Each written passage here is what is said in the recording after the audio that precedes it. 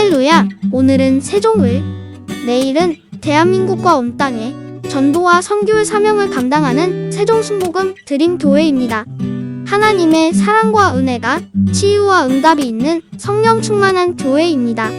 구독과 중보기도로 드림가족이 되어보세요. 오늘도 주 안에서 참 좋은 날입니다. 너희는 마음에 근심하지 말라. 하나님을 믿으니 또 나를 믿으라. 내 아버지 집에 거할 곳이 많도다. 그렇지 않으면 너에게 일렀으리라. 내가 너희를 위하여 거처를 예비하러 가노니 가서 너희를 위하여 거처를 예비하면 내가 다시 와서 너희를 내게로 영접하여 나 있는 곳에 너희도 있게 하리라. 내가 어디로 가는지 그 길을 너희가 아느니라. 도마가 이르되 주여 주께서 어디로 가시는지 우리가 알지 못하거늘 그 길을 어찌 알겠사옵나이까. 예수께서 이르시되 내가 그 길이요 진리요 생명이니 나로 말미암지 않고는 아버지께로 올 자가 없느니라. 아멘. 저는 여러분에게 나는 어떻게 살아야 하나, 이 제목으로 오늘 말씀을 나누고자 합니다. 세계복음화 운동이 1999년 발표한 통계 자료에 의하면 전 세계 인구의 95.5%가 종교를 가지고 있다고 합니다. 이것은 하나님의 형상과 모양대로 지음받은 모든 인간 안에는 영원을 사모하는 영혼이 있다는 것을 잘 보여줍니다. 그러므로 모든 인간은 본능적으로 그 영혼에서 우러나오는 소원인 종교심을 가지고 있습니다. 이 가운데 기독교는 33%에 불과하고 62.5%가 불교와 힌두교, 이슬람교 등 다른 종교입니다.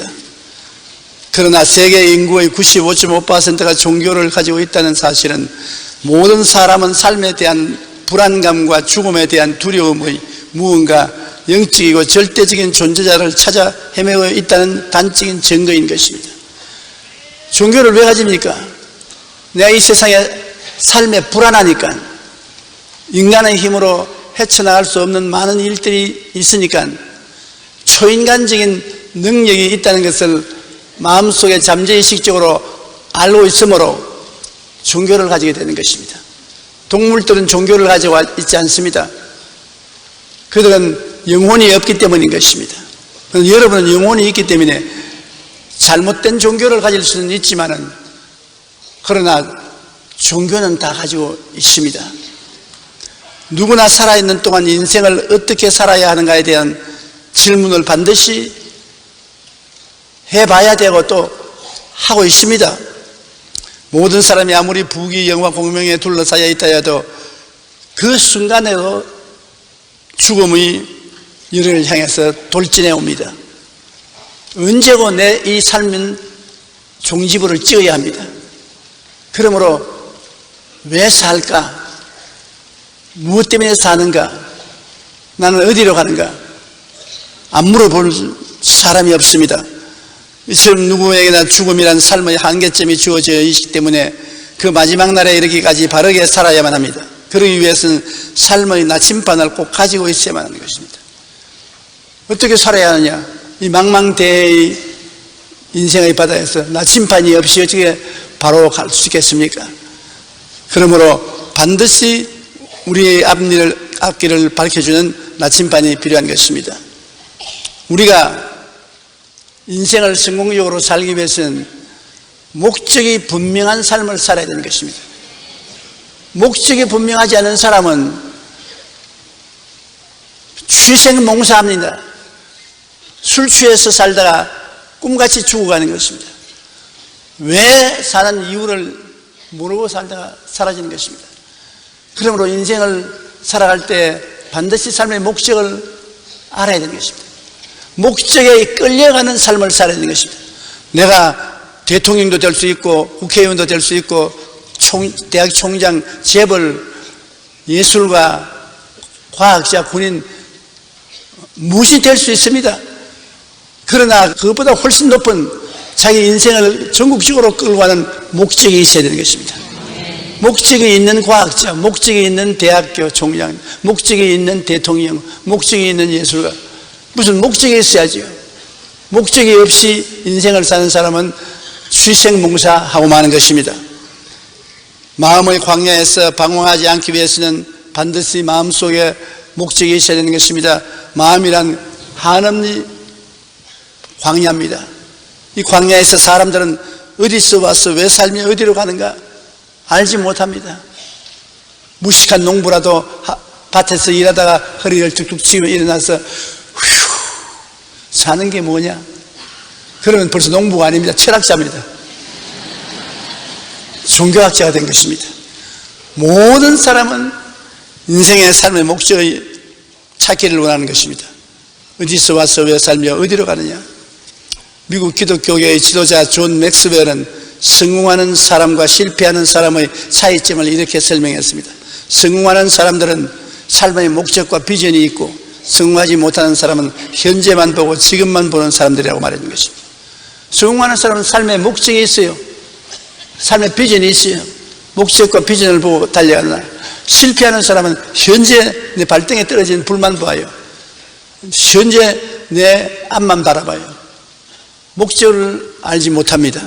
미국 하버드 대학에서 목표가 사람의 인생에 미치는 영향에 대해 조사했는데 그 결과는 이렇습니다. 지능지수, 학력, 성장 배경 등이 비슷한 사람들을 대상으로 조사한 결과 27%는 목표가 없고, 60%는 목표가 희미하며 10%는 단기 목표를 갖고 있었습니다. 3%의 사람만이 분명한 장기 목표를 갖고 있었다고 합니다. 장기 목표를 갖고 있던 3%는 25년 후 사회 각계의 최고 인사가 되었고, 단기 목표를 갖고 있던 10%는 사회의 중상층 인사가 되었으며, 목표가 희미했던 60%는 중하위층이 되고, 목표가 없던 27%는 모두 최하위 생활을 하고 있었다는 것입니다.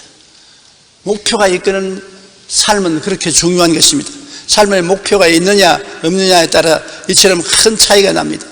또한 목표를 가졌다 할지라도 그 목표를 얼마나 분명히 가졌느냐에 따라 삶의 모습은 크게 달라지는 것입니다. 그러므로 우리는 목적을 갖되 매우 분명한 목적을 갖고 살아야 합니다. 그래야 우리는 하나님이 주신 이 귀한 삶을 취생몽사하지 않게 되는 것입니다. 우리가 이 세상에 사는 동안에 방황하지 않고 어둠에 허덕이지 않고 살려면 빛과 진리 속에 살아야 되는 것입니다. 어두운 데는 빛이 필요한 것입니다. 거짓이 있는 곳에는 진리가 필요한 것입니다. 그러므로 이 광야 같은 인생을 올바르게 살기 위해서는 빛과 진리 속에 살아야 되는데, 그 빛과 진리가 누굽니까? 예수 그리스도인 것입니다. 안 그렇다고 하는 사람도 있을 것입니다. 나는 그렇다고 믿습니다. 그리고 거기 참이라고 나는 생각을 하고 확신합니다.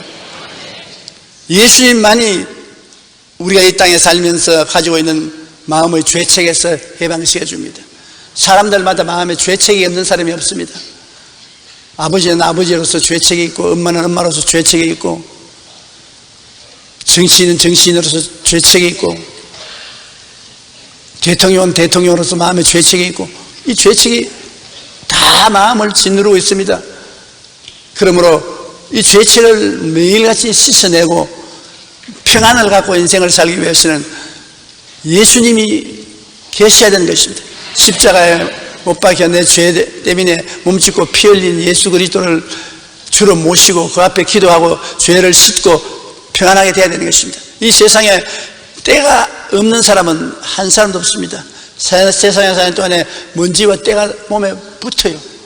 그러나 먼지와 때가 묻으면 목욕을 해야 되는 것입니다. 목욕을 안 하고 먼지와 때를 묻혀놓고 있으면 그 사람은 불성실한 사람인 것입니다. 우리가 죄를 지은 것은 피할 수 없습니다. 세상에 살면서 사람은 다 죄를 지어요. 그러나 죄를 회개할 수 있는 곳이 있는데도 불구하고 회개 안 하고 그냥 돌아다니면 버림받은 사람인 것입니다. 로마서 8장 1절로 2절에 이제 그리스도 예수 안에 있는 자에게는 결코 정죄함이 없나니 이는 그리스도 예수 안에 있는 생명의 성령의 법이 죄와 사망의 법에서 너를 해방하였습니다. 예수님 안에 있는 생명의 성령의 법이 우리를 죄와 사망의 법에서 해방하고 용서와 마음의 의를 허락해 주시는 것입니다. 그리고 우리가 예수님을 모실 때 인생의 허무와 무의미에서 해방이 되는 것입니다. 무엇 때문에 인생에 살고 있습니까? 삶의 의미가 무엇입니까? 요한복음 14장 6절에 예수께서 이르시되 내가 곧 길이요 진리요 생명. 예수님께서 말씀하시기를 삶의 의미와 진리는 바로 내다. 돈이 진리와 빛도 의미도 아니고 권력도 빛과 의미가 아닙니다. 왜냐하면 얼마에서 다 지나가는 것입니다. 돈도 지나가고 권력도 지나가고 다 지나가는 것입니다. 제가 50년 목회하는 동안에 우리 한국의 박정희 대통령으로부터 시작해서 지금까지 모든 대통령을 수없이 만나고 가까이 대화를 하고 함께 식사도 하고 여러 가지 토론도 했는데 지금 돌아보면은 없었던 것 같습니다. 꿈 같아요. 이 세상에 인간은 누구든지 태어나면 사라질 때가 오는 것입니다. 우리가 허무와 무의미에서 헤어나기 위해서는 영원한 생명을 주시는 예수 그리스도를 구주로 모시고 그리스도 안에 살아야 우리가 허무와 무의미에서 해방될 수 있는 것입니다. 예수 안에 있으면 죽었으나 천국에서 살아있으니까 또 장차 만날 터이니까 허무와 무의미에서 해방될 수 있는 것입니다. 죽음을 극복하고 영생을 얻기 위하여 우리는 예수를 만나야 되는 것입니다. 요한복음 11장 25절로 26절에 예수께서 이르시되 나는 부활이요 생명이니 나를 믿는 자는 죽어도 살겠고 무릇 살아서 나를 믿는 자는 영원히 죽지 아니하리니라고 말하는 것입니다. 그러므로 예수 그리스도 안에서 우리는 영원한 가정을 발견합니다. 하나님을 아버지로 부르게 되는 것입니다. 옛날에는 아버지를 몰랐는데 예수 그리스도를 통해서 아버지 앞에 나갈 수 있는 것입니다. 그리스도의 보혈을 통해서 우리가 죄사함을 받고 아버지 앞에 나가서 하나님이 나의 아버지가 되어서 아버지라고 부르게 되고 우리는 하나님의 자녀가 되는 것입니다. 아버지는 우리의 현재와 미래를 보장해 주시는 것입니다. 요한복음 14장 2절로 3절에 내 아버지 집에 거할 곳이 많도다. 그렇지 않으면 너희에게 일렀으리라. 내가 너희를 위하여 거처를 예비하러 가노니 가서 너희를 위하여 거처를 예비하면 내가 다시 와서 너희로 내게 영접하여 나 있는 곳에 너희도 있게 하리라. 예수 그리스도를 믿는 우리들은 이미 미래가 다 준비되어 있는 것입니다. 아버지께서 여러분이 있을 곳을 다 예비해 놓으신 것입니다. 그러므로 마음의 평안을 가지고 살아갈 수 있는 것입니다. 이 세상에 살 집이 없다는 것은 굉장히 슬픈 일입니다. 더구나 이 세상을 떠나서 영원한 세계에 들어갔는데 영원히 있을 곳이 없는 사람은 영원히 버림받은 사람인 것입니다. 얼마나 슬픈 일인 것입니까?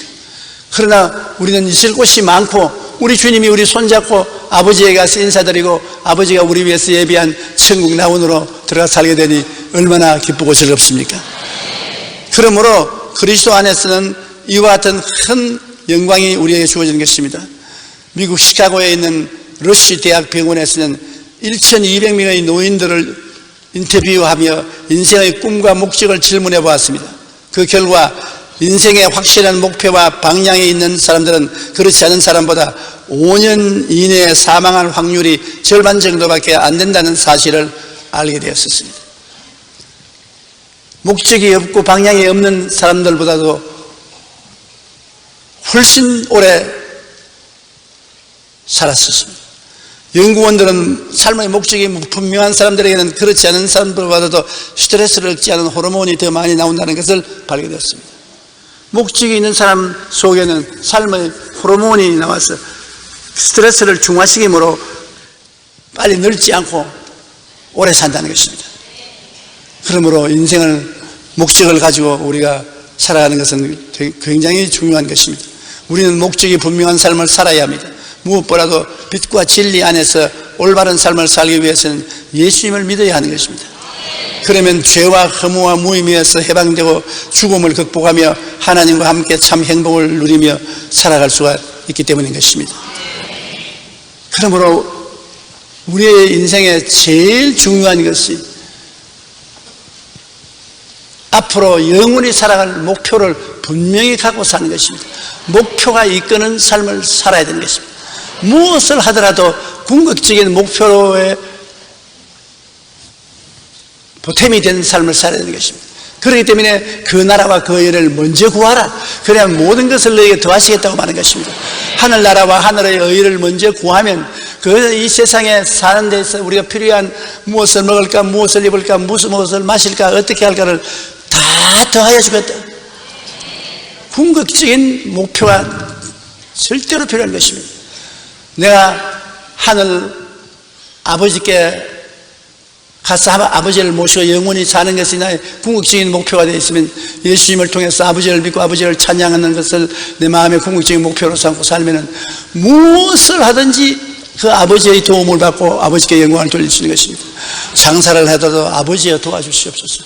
결국 나 아버지 섬기는 자식 아닙니까? 전쟁에 일어나면 생명을 아버지여 구출하여 주시옵소서. 결국은 아버지를 내가 섬기지 않습니까? 길을 잃어 방황하더라도 아버지여 나에게 길을 이끌어 주시옵소서.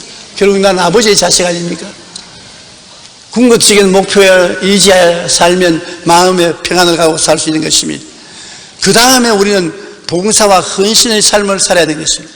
이 세상에 무가치하게 살지 않고 봉사와 헌신의 삶을 살아서 이웃을 내 몸같이 사랑하며 살라고 성경은 말하는 것입니다. 누가복음 10장 27절에 내 마음을 다하며 목숨을 다하며 힘을 다하며 뜻을 다하여 주 너희 하나님을 사랑하고 또한 내 이웃을 내 자신같이 사랑하라. 인간을 사는 목표는 내 생명을 다하여 하나님을 사랑하되 또한 내 이웃도 내 몸처럼 사랑하라는 것입니다. 우리가 이 세상에 이웃 없이 내 혼자 못 살지 않습니까? 남편이 있고 아내가 있고 일가 친척이 있고 이웃 사촌이 있고 우리는 이웃을 떠나서 살 수 없는 것입니다. 그러므로 이웃을 사랑하며 이웃을 섬기며 사는 것이 참 인생을 사는 것이라고 말을 하고 있는 것입니다. 우리는 이웃에 대한 참된 봉사와 헌신의 삶을 살아야 되는 것입니다. 그것이 인생을 사는 가치인 것입니다. 성경에 보면 선한 사마리아인에 대한 이야기가 있습니다. 어떤 사마리아 사람은 여행하는 중에 거기 이르러 그를 보고 불쌍히 여겨 가까이 가서 기름과 포도주를 그 상처에 붓고 싸매고 자기 짐승에 태워 주막으로 데리고 가서 돌보아 주니라. 그 이튿날에 그가 주인에게 데나리온 2를 주며 이르되 이 사람을 돌보아 주라. 내 비용이 더 들면 내가 돌아올 때 갚으리라 하였으니, 어떤 사람이 예루살렘에서 여리고로 내려가다가 강도를 만나서 강도들이 그 옷을 벗기고 때려 거의 죽은 것을 버리고 갔습니다. 예루살렘에서 왜 여리고로 내려갔습니까? 여리고에는 농산물이 풍부하게 잘 됩니다. 농산물을 예루살렘에 가서 팔고 도로 여리고로 내려갈 때는 돈을 많이 가지고 나갑니다. 그러므로 도둑놈이 기다리고 있다가 돈을 빼앗기 위해서 거의 사람을 죽입니다. 한 사람이 거의 죽게 되었는데 아무도 이 사람을 돌봐주지 않습니다. 제사장이 지나가다 그 사람 보고 왜 조심해서 되는지 무엇하다가 강도를 만나 어디마다 죽게 되었나 고개를 썰어서 흔들고 지나가 버립니다. 성전의 일을 돌보는 레위인도 와서 보고 고개를 흔들고 총총으로 가버립니다.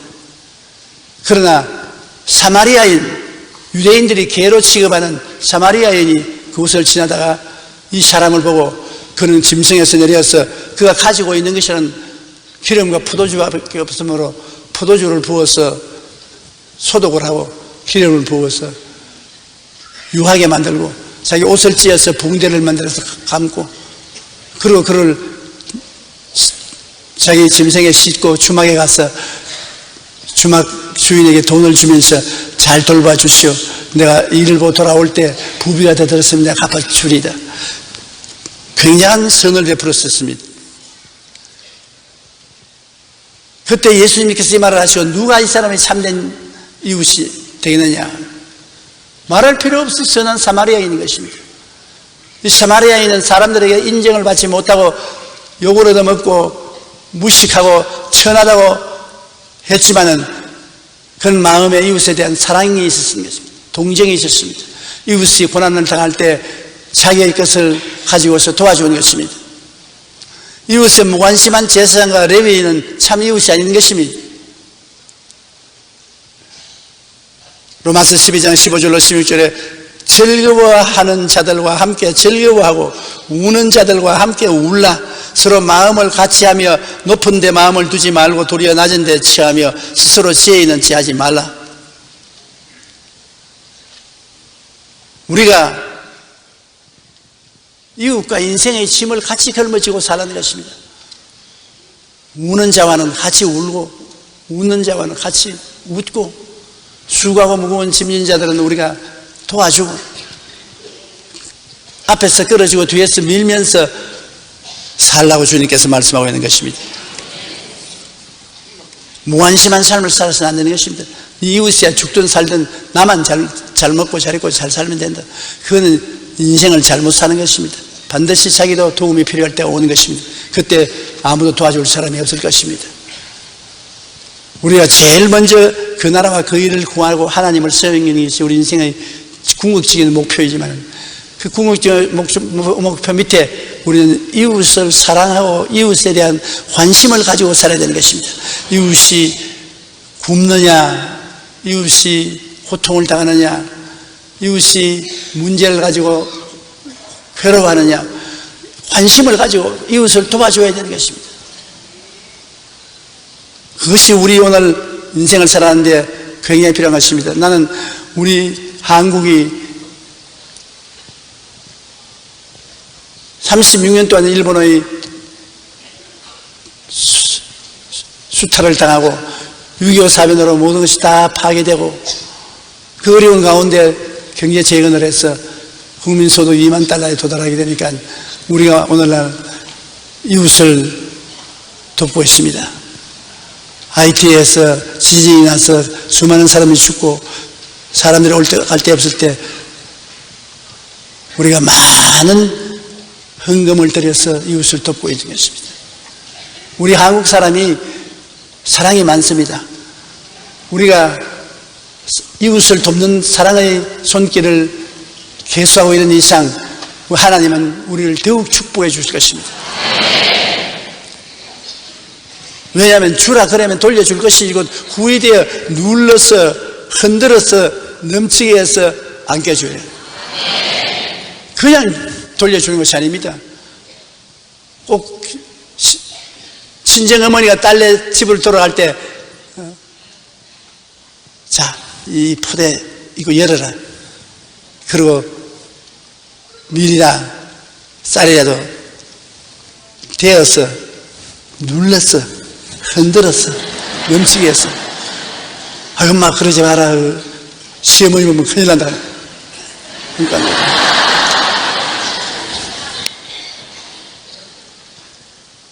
하나님은 그러한 하나님이신 것입니다. 우리가 사랑과 행복 나누는 삶을 살고 있지 않습니까? 사랑과 행복 나누기 운동을 통해서 이 사회의 밑을 들여다보면 가슴이 아파 견딜 수가 없습니다. 제가 2년 동안 은퇴하고 난 다음 사랑과 행복 나누기 운동을 하고 있지 않습니까? 헐벗고 굶주리고 병들고 고통당하는 사람이 너무나 많습니다. 그런데 너무 무관심의 대상이 되어 있는 사람들이 많습니다. 우리가 가서 고통을 함께 나누어주고 사랑을 함께 나누어주면 얼마나 기뻐하고 좋아하는지 몰라요. 마태복음 25장 35절로 40절에 내가 줄일 때 너희가 먹을 것을 주었고 목마를 때 마시게 하였고 나그네 되었을 때 영접하였고 헐벗을 때 옷을 입혔고 병들었을 때 돌보고 옥에 갇혔을 때 와서 보았느니라. 그때 의인들이 말하기를 주님 언제 주님이 줄이고 목마르고 나그네 되고 헐벗고 병들고 옥에 갇혔습니까? 내가 이 적은 한 사람에게 한 것이 바로 나를 위해서 한 것이다. 무인정하고 무지하게 사는 사람은 주님 언제 주님이 줄이고 목마르고 나그네 되고 헐벗고 병들고 옥에 갇힌 것을 보았습니까? 우리 그런 못 봤는데요. 이 적은 사람 한 사람에게 안 해준 것이 내게 안 해준 것이다. 그러므로 우리 이웃과 예수님과의 관계가 다 되어 있습니다. 왜냐하면 믿는 자나 믿지 않는 자나 다 주님이 창조한 인생이기 때문에 우리 주님과 연관성이 있는 것입니다. 우리가 이웃 사람을 도와주는 것은 바로 예수님을 도와주는 것입니다. 그러므로 이웃을 도와줄 때 예수님을 기쁘시게 한다는 것을 알아야 되는 것입니다. 너희가 여기 내 형제 중에 지극히 작은 자 하나에게 한 것이 곧 내게 한 것이니라. 지극히 적은 자 하나에게 도움을 베풀어 주는 것이 곧 예수님께 도움을 베풀어 준 것이라고 했으니 여러분 얼마나 놀라운 일인 것입니까? 우리가 도와주되면 나는 아무것도 없으니까 뭘 도와줍니까? 사마리아인이 뭘 가졌습니까? 여행할 때 마시려는 포도주하고 그 기름 그것밖에 없었습니다. 기름은 하여 태양이 비추니까 피부가 건조해짐으로 기름을 바르는 것입니다. 저게 가진 것이라는 것은 포도주와 기름밖에 없습니다. 그걸 가지고 도와줬다. 포도주를 상처에 붓고 기름으로 유하게 하고 입은 옷 찢어서 두루마리를 찍어서 붕대를 만들어서 도와준 것입니다. 우리가 있는 것으로 도우라고 하지 없는 것을 가지고 도우라고 말 안 합니다. 이웃을 도와줄 때 내게 있는 것으로 도와줘. 광야에 나갔을 때 남자만 5,000명 부유자 기만 명이 왔을 때 예수님이 저들에게 먹을 것을 주라고 하지 않았습니까? 그때 제자들이 뭐라고 대답했습니까? 조금씩 이 사람에게 줄지라도 300데나리나 되는 떡이 필요합니다. 그러나 그런 돈이 없다는 것입니다. 그럴 때 어린 아이의 보리떡 5개와 물고기 2마리를 가지고 나왔습니다. 이것은 상점에서 파는 것이 아닙니다. 집에서 만드는 형편없는 보리떡 5개와 물고기 2마리를 가지고 있는 것을 가지고 나왔습니다. 주님은 그 있는 것을 기쁘고 감사하게 받아서 축복해서 주니 5,000명 부녀자까지 합쳐서 10,000명이 넘는 사람들이 다 배불리 먹고 12바구니가 남았습니다. 있는 것을 가지고 이웃을 도우라는 것입니다. 없는 것으로 도우라는 말 안 합니다. 제가 사랑과 행복 나누기 운동에 나가면 여러분이 물질로도 헌금하지만 실제적으로 옷도 주시고 신발도 주시고 약품도 갖다 주는데 있는 것을 내놓으면 그걸 가지고 나가서 이웃에 도와요. 그것만도 얼마나 고맙고 감사하게 생각하는지 모르겠습니다. 요한일서 3장 18절에 자녀들아 우리가 말과 혀로만 사랑하지 말고 행함과 진실함으로 하자. 말과 혀로만 사랑한다 돌본다고 하지 말고 행함과 진실함으로 해야 됩니다. 하나님은 우리의 행위와 진실함을 바라보시는 것입니다. 신명기 15장 7절로 10절에 내 하나님 야훼께서 내게 주시는 땅 어느 성읍에서든지 가난한 형제가 너와 함께 거주하거든 그 가난한 형제에게 내 마음을 완악하게 하지 말며 내 손을 움켜쥐지 말고 반드시 내 손을 그에게 펴서 그에게 필요한 대로 쓸 것을 넉넉히 구워주라. 너는 반드시 그에게 줄 것이요 줄 때에는 아끼는 마음을 품지 말 것이니라. 이로 말미암아 내 하나님 야훼께서 내가 하는 모든 일과 내 손이 닿는 모든 일에 내게 복을 주시리라. 복받은 사람은 이웃의 가난한 사람에게 구워주는 것이 복을 더 많이 받는 길인 것입니다. 나는 복받은 사람인데 어떻게 계속해서 더 복을 받습니까? 복을 나누어 주면 더 복을 많이 받는 것입니다.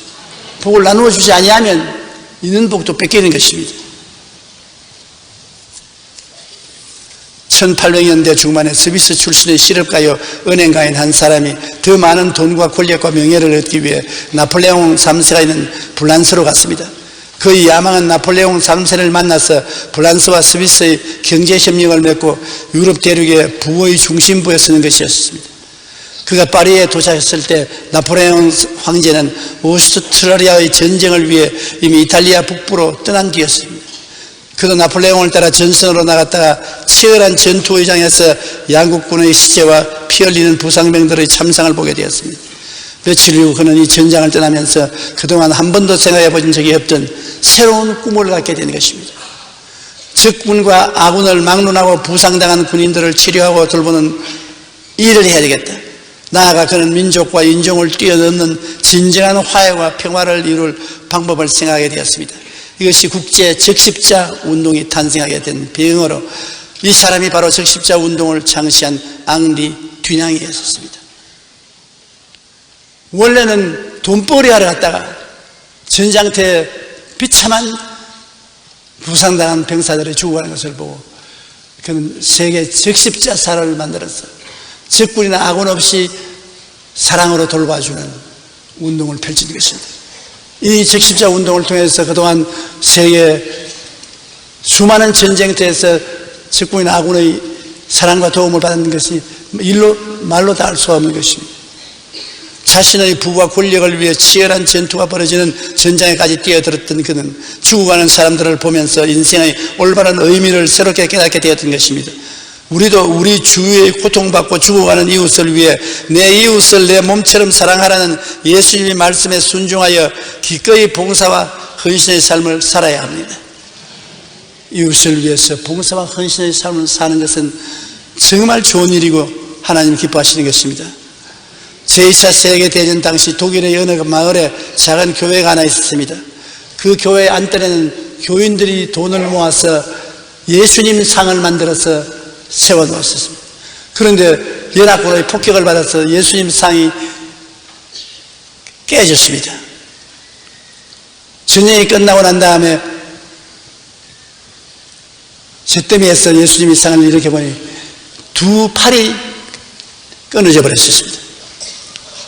두 팔이 잘려나간 예수님의 몸뚱이 아래만 있는 동상을 갖다 놓고 교회에서 토론이 벌어졌습니다. 이걸 깨뜨려서 새로운 동상을 만드느냐, 아니면 팔 두 개를 만들어서 갖다 붙이느냐, 안 그러면 팔 없는 예수님 동상을 그대로 세우느냐. 격렬한 토론할 끝에 교인들이 동의하는 것은 팔 없는 그리스도의 동상을 그대로 세우자. 그러고 나면 그 밑에 이런 글을 적어 놓죠. 주님은 팔이 없습니다. 당신의 팔이 필요합니다. 주님은 당신의 팔을 통해서 사랑을 베풀기를 원합니다. 당신의 팔을 빌려주십시오. 그 글자를 적어놨습니다. 그 동상에 서 있는 사람마다 그 동상을 보고 자기 팔을 봤습니다. 주님이 내 팔이 필요한 동상에 있습니다. 주님은 사랑의 주님인데 사랑을 베풀려고 하니 내 팔이 필요하다 하는데 내 팔로 주님의 일 안 하고는 안 되겠구나. 모든 사람들이 예수님을 위해서 일해야 되겠다는 심정이 들어오게 되고, 그로 말미암아 그 교회가 그 사회에 크게 기여하게 되고 수많은 사람을 예수 믿게 했다는 간증을 읽어본 적이 있습니다. 우리가 예수님의 두 팔이 되겠다는 각오로 어려운 이웃을 위해 헌신의 삶을 살아가면 아름다운 결실을 맺게 되고 행복이 넘치는 사회를 만들 수가 있게 되는 것입니다. 그 다음에 우리가 인생을 사는 것은 이제 내 자신을 위해서 살아야 되는 것입니다. 하나님을 섬기는 것이 제 1차 목표고, 그 다음에는 이웃을 섬기고, 셋째는 자신을 섬기면서 살아야 되는 것입니다. 자신을 섬겨서 가치 있게 살아야 되는 것입니다. 세월은 빨리 갑니다. 세월이 지나기 전에 기뻐하고 감사하며 살아야 합니다. 시편 90편 10절에 보면 우리의 연수가 70이요 강건하면 80이라도 그 연수의 자랑은 수고와 슬픔뿐이요 신속히 가니 우리가 날아가나이다. 데살로니가 전서 5장 16절로 18절에 항상 기뻐하라, 쉬지 말고 기도하라, 범사에 감사하라, 이것이 그리스도 예수 안에서 너희를 향하신 하나님의 뜻이니라. 한 번 지나가면 다시 돌아오지 않는 것은 세 가지만 생각해 본다면 다음과 같습니다. 활을 수에 땡겨서 탁 쏘버려요. 화살이 한번 날아가면 다시 안 돌아옵니다. 돌아와 화살아 돌아와. 안 돌아옵니다. 그냥 가버린 것입니다. 두 번째는 입에서 나온 말입니다.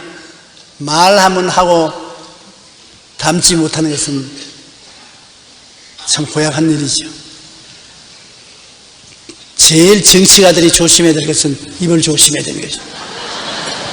한번 뱉어놓고는 도로 거둘 수가 없어요. 세 번째는 시간입니다. 지나간 시간은 결코 되돌릴 수 없기 때문인 것입니다. 일단 잃어버린 젊음은 다시 돌아오지 않습니다. 그러므로 우리가 하나님이 주신 이 시간을 정말로 아껴서 행복하게 살아야 되는 것입니다. 세월이 다시 돌아간다면 나의 인생을 너무나 헛살았다고 탄식하면 얼마나 절망인 것입니까? 시간은 우리 삶 자체이며 우리의 생명 그 자체입니다.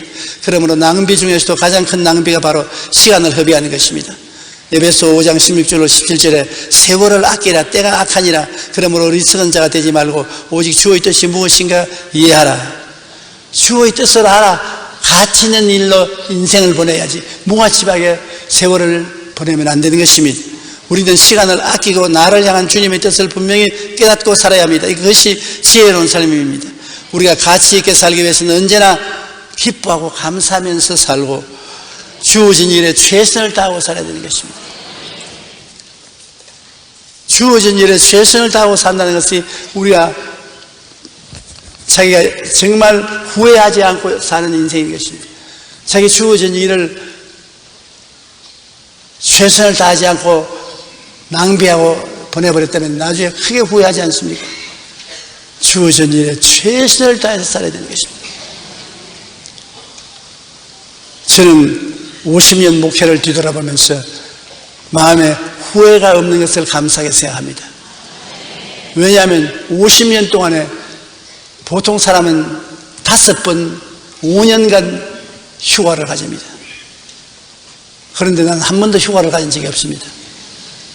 50년간에 70만 성도를 만들기 위해서 자고 깨고 모시고 휴가고 했다가는 그거 못해요.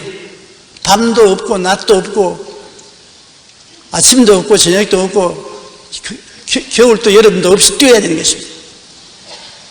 그때는 괴로움을 하는데 지금은 지나고 보니까 휴가 갔다가 와서 사는 저나 휴가도 못 가고 목회한 나나 같아요. 그때 나보고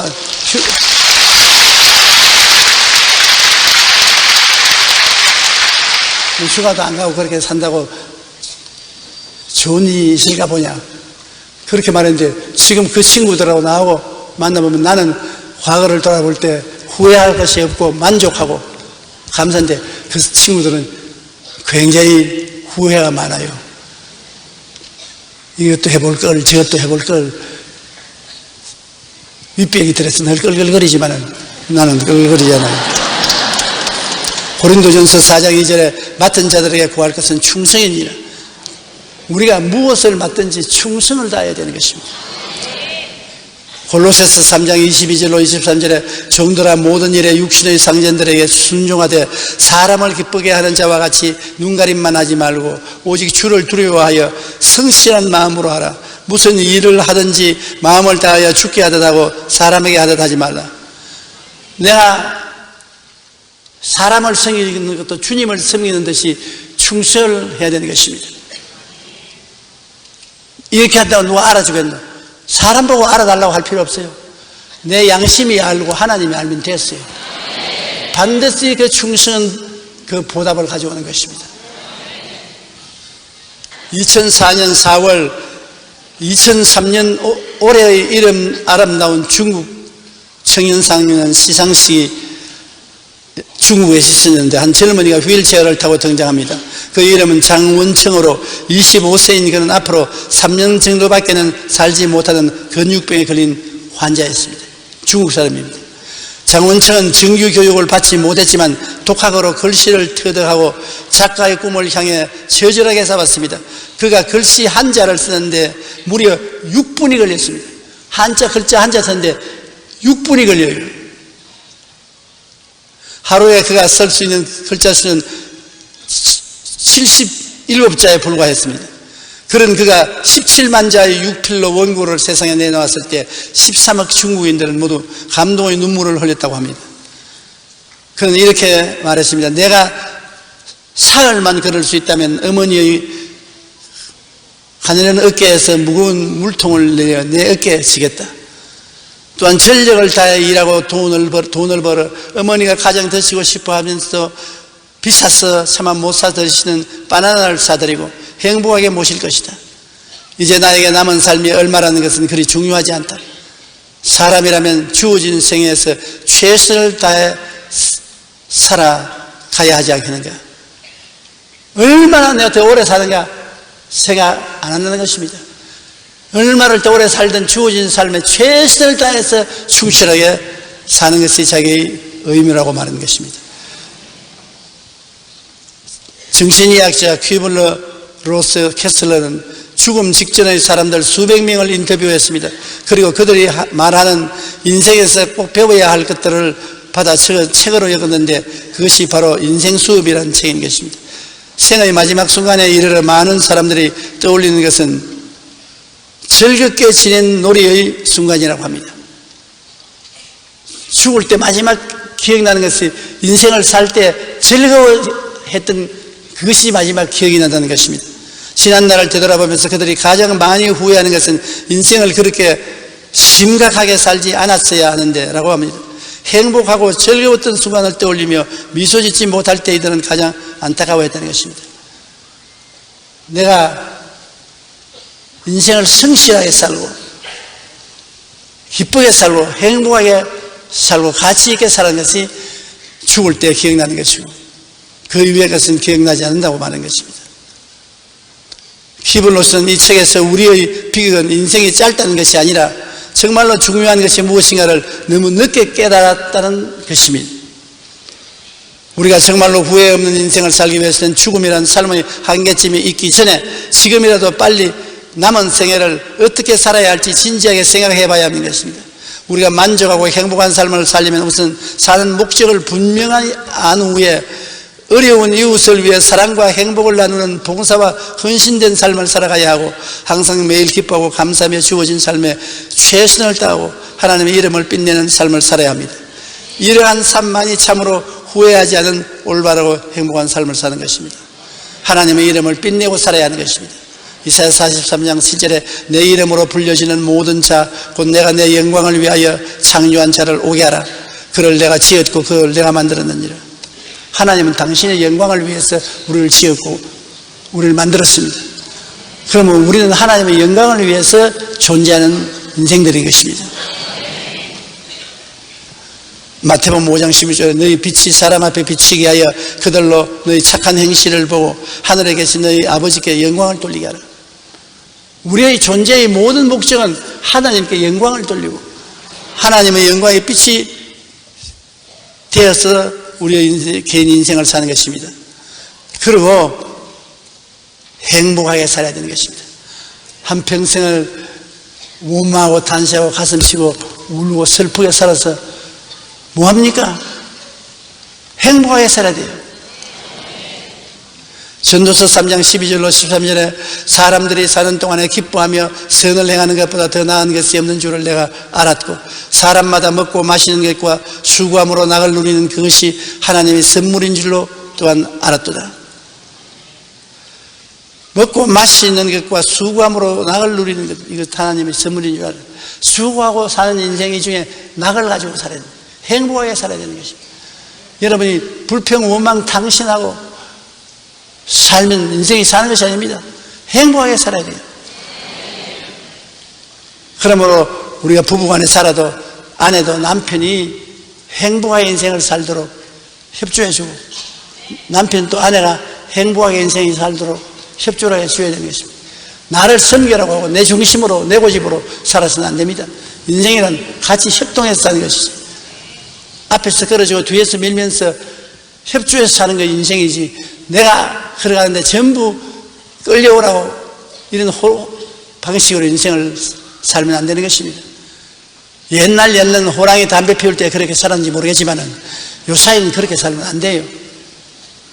요사이 젊은이들 그렇게 사는 젊은이들 없습니다. 남편이나 아내나 서로 동등한 인격을 가지고 서로 도와주면서 살아야지. 지금이라도 여러분 생활의 방향을 행복해질 수 있는 방향으로 바꾸십시오. 많이 웃고 많이 감사하고 시간 있으면 친구들하고 놀러도 많이 가요. 관광도 많이 가시고 마음의 기쁨과 즐거움을 가지고 살게 된 여러분이 되어야 되는 것입니다. 전남대학교 이과대학 정신과 교수로 올해 정년 퇴임한 국제정신분석가 이무석 박사가 이과대학에 다닐 때의 일입니다. 당시 교수님 중에는 호암을 치르고 욕도 잘하는 매우 무서운 분이 한 분 계시는데 심지어 수술 중에 실수한 레지던트를 때려서 발로 차서 내쫓았다는 소문이 들리기도 했습니다. 그러나 그분의 수술 실력만큼은 타의 추종을 불허하여 우리나라 최고의 찬사가 있었습니다. 그런데 이무석 박사가 이과대학을 졸업하고 10년이 지난 어느 날 그분이 교회에 나가기 시작했다는 소문을 들었다고 합니다. 더욱 놀라운 것은 주일 예배 시간에 헌금위원으로 봉사를 한다는 것입니다. 이무석 박사가 교수님을 만나 그 경위를 묻자 이렇게 간증하셨어요. 나는 신을 믿지 않았어. 비과학적이라고 생각했지. 의사 생활을 하면서 말기암 환자들이 주변 사람들을 원망하고 욕을 하며 불안에 떨다가 죽어가는 모습을 자주 보면서 그분들의 심정을 이해할 수 있었어. 그런데 지금도 기억에 생생한 환자가 있었는데 그분의 얼굴은 그렇게 평안할 수가 없었어. 그분은 지독한 통증을 잘 참으면서 오히려 주변 사람들을 위로해 주었어. 내가 회진해 나가면 그분은 언제나 나에게 웃으며 감사하다고 했어. 나는 그때 나라면 저렇게 죽음 앞에서 배달할 수 있을까? 저분에게는 무언가 있다, 그런 생각을 하고 나중에 그 이유를 알았는데 그분은 예수님을 믿고 있었어. 그분에게 죽음은 삶의 끝이 아니라 새로운 삶의 시작이었지. 그 주위를 살펴보니 예수님을 믿는 사람들은 죽음 앞에서도 다르더라. 내가 예수님을 믿게 된 데 대해는 다른 이유도 있지만 그분의 영향이 제일 컸다, 그렇게 말했습니다.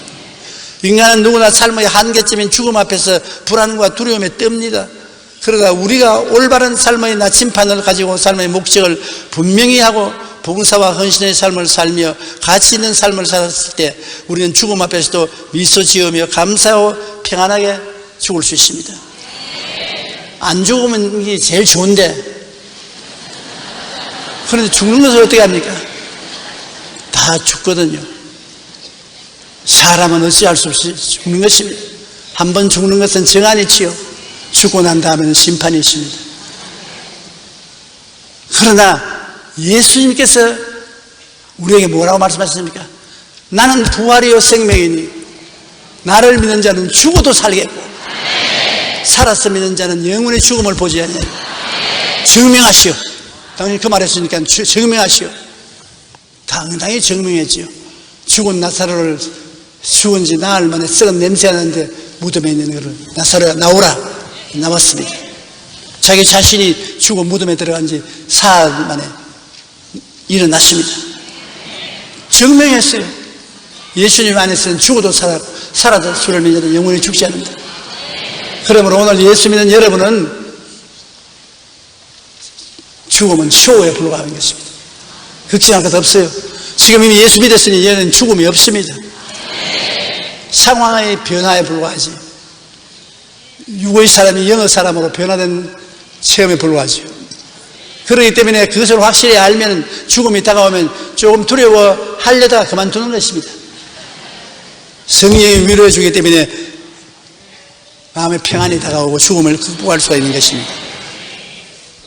나는 어떻게 살아야 하나? 한번 따라 말씀하세요. 첫째로, 목적이 분명한 삶을 살자. 둘째로, 봉사와 헌신의 삶을 살자. 셋째로, 가치 있는 삶을 살자. 그렇게 하면 올바르게 살게 되는 것입니다. 후회하지 않고 살게 되는 것입니다.